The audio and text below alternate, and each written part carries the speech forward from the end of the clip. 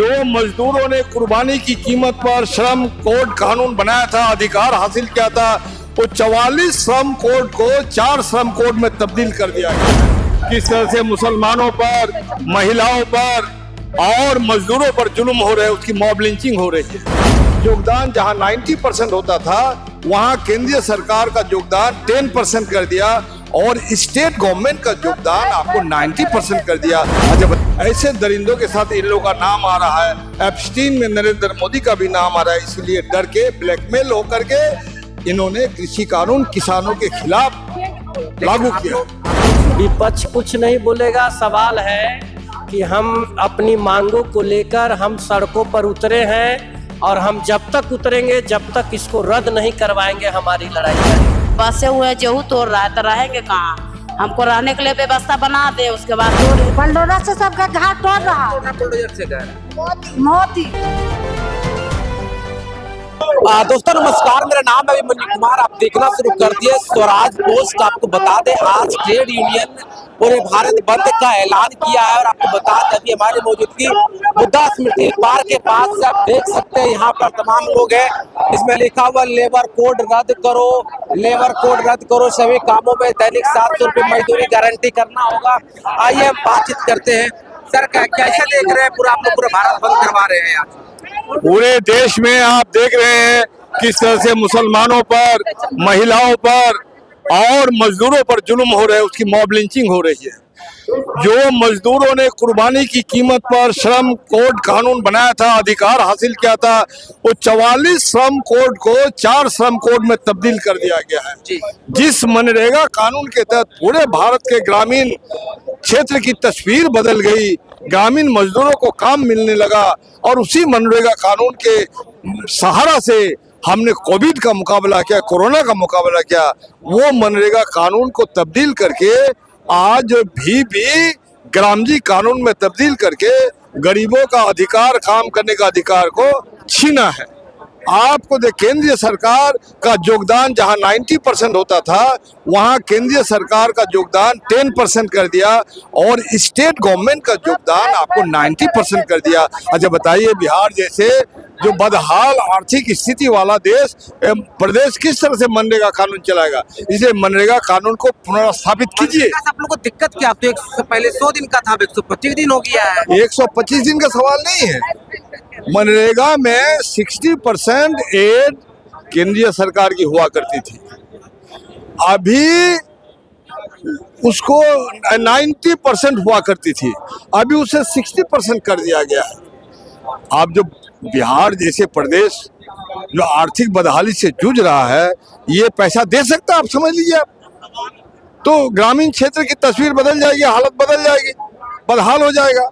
आप देख रहे हैं उसमें स्किल भी किया जाएगा लोगों को। ये सब जो है नैरेटिव है, नोटंकी है। आप देखते हैं किसानों के साथ जो डील 4 महीना से लंबित था, वो अचानक कर लिया गया। क्यों? एप्स्टीन में इनका सुरेंद्र पुरी का नाम आया है और जो छोटी छोटी बच्ची 10 साल 12 साल की बच्चियों का जो आपको ये ट्रम्प जैसा दरिंदा ने और देश के दुनिया के बड़े बड़े लोगों ने उसका बलात्कार किया, शोषण किया, उसको प्रेग्नेंट किया, उसकी भ्रूण की हत्या करके उसको मांस को खाया। ऐसे दरिंदों के साथ इन लोगों का नाम आ रहा है। एप्स्टीन में नरेंद्र मोदी का भी नाम आ रहा है, इसलिए डर के ब्लैकमेल होकर के इन्होंने कृषि कानून किसानों के खिलाफ लागू किया। आप लोग सर पिछले 2019 में जो 44 कानून की बात कर रहे हैं, जिसको 4 संहिता में बदल दिया गया, तब भी आप लोगों ने आंदोलन किया था, फिर इस बार आंदोलन कर रहे हैं, लेकिन वो तो कानून लागू हो गया है। कानून लागू होगा, बड़े बड़े कानून जो 544 जो सांसद है और हमारा विरोध की ताकत को जो बोलने नहीं दिया जा रहा है, विरोध की आवाज संसद में उठाया नहीं जा रहा है, ऐसे हालत में देश की जनता आज पूरा भारत का सड़क पर है।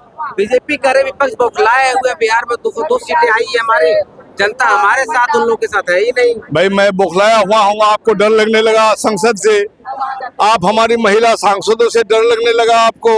56 इंच की छाती आप कहाँ गई? आपकी बोलती क्यों बंद है?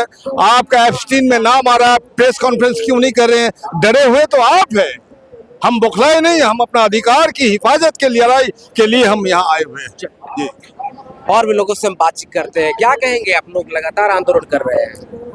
आज 4 लेबर कोड की रद्द करने की मांग 4 पर लेबर कोड बार बार आप लोग कह रहे हैं, ये तो 2019 में बन गया था, 25 में लागू हो गया, फिर आप लोग आंदोलन तब भी कर रहे थे, 6-7 साल हो गए, अब तो क्या हुआ है? क्या वापस तो हो नहीं पाया? जब तक वापस नहीं होगी तब तक लड़ाई जारी रहेगी।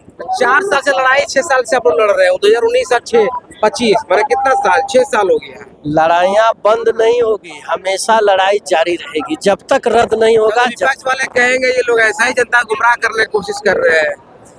विपक्ष कुछ नहीं बोलेगा। सवाल है कि हम अपनी मांगों को लेकर हम सड़कों पर उतरे हैं और हम जब तक उतरेंगे, जब तक इसको रद्द नहीं करवाएंगे, हमारी लड़ाई जारी रहेगी। कहाँ से आई है?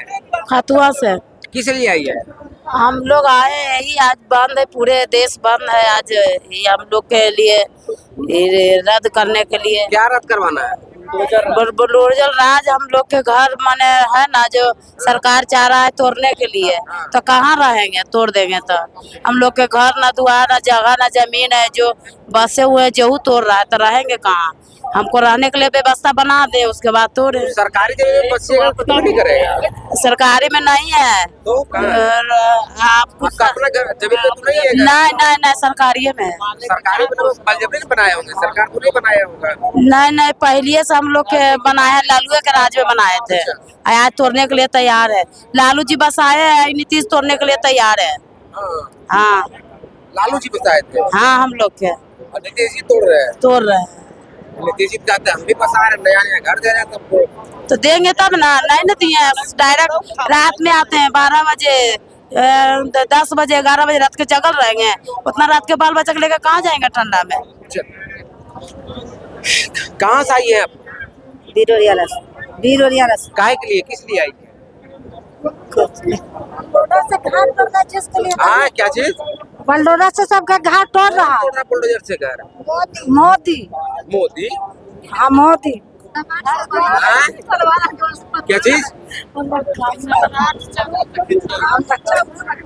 क्या हुआ? बोलिए ना। कहीं तोड़वा रहे हैं कि बनवा रहे हैं? कौन तोड़वा रहे हैं? मोदी सरकार तोड़वा रहे हैं। यहाँ हम ओरियारा घर है, ओरियारा घर है। ओरियारा घर है? हाँ। घर टूट गया आपका?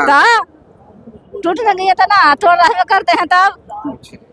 तो चलिए देखिए, हम बातचीत कर रहे थे, माले के पूर्व विधायक थे महबूब आलम। हमने उनसे बातचीत की और उनके तमाम नेता से बातचीत की, महिलाओं से बातचीत करने की पूरी कोशिश की। उन्होंने क्या कुछ कहा और इनकी बातों पर आप क्या सोचते हैं जरूर बताइएगा। बाकी आपका बहुत शुक्रिया, बहुत बहुत धन्यवाद।